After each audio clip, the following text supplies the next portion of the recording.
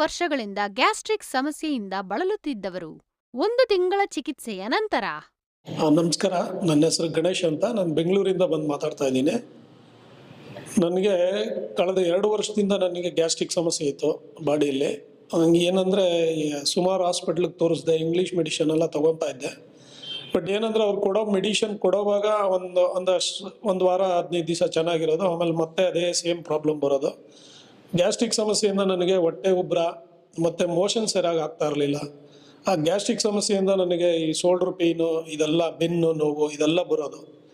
ನನ್ನ ಹಾಸ್ಪಿಟ್ಲಿಗೆ ತೋರಿಸಿ ಇದರಿಂದ ನಾನು ತೊಗೊಂಡೋಗಿ ನನ್ನ ಹಾರ್ಟು ಚೆಕಪ್ ಮಾಡಿದ್ದೀನಿ ಒಂದು ಸಾರಿ.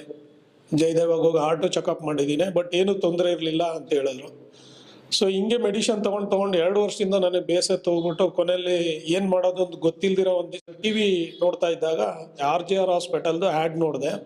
ಅದರಲ್ಲಿ ಎಲ್ಲರೂ ಸುಮಾರು ಜನ ನನಗೆ ಇದು ಚೆನ್ನಾಗಾಗಿದೆ, ಅದು ಚೆನ್ನಾಗಾಗಿದೆ ಅಂದರೆ ಅವ್ರ ತೊಂದರೆಗಳು ಚೆನ್ನಾಗಾಗಿದೆ ಅಂತ ಹೇಳ್ತಾ ಇದ್ರು.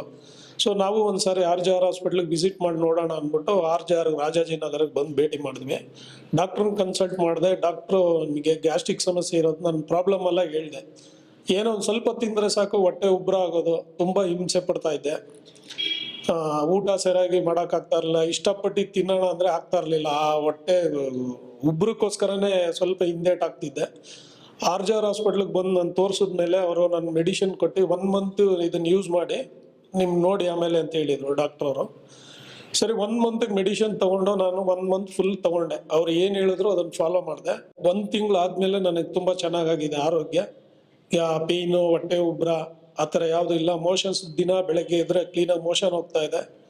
ಬಟ್ ಹೊಟ್ಟೆ ಉಬ್ಬರ ಕಮ್ಮಿ ಆಗಿದೆ. ಹೊಟ್ಟೆ ಹಸಿವಾಗ್ತಾ ಇದೆ, ಮೇನ್ ಟೈಮಿಗೆ ಹೊಟ್ಟೆ ಹಸಿವಾಗ್ತಾ ಇದೆ. ಸೊ RJR ಹಾಸ್ಪಿಟಲ್ಗೂ ಮತ್ತು ಡಾಕ್ಟ್ರುಗಳಿಗೆ ನನ್ನ ಧನ್ಯವಾದಗಳು ನಾನು ಹೇಳ್ಕೊತಾ ಇದ್ದೀನಿ.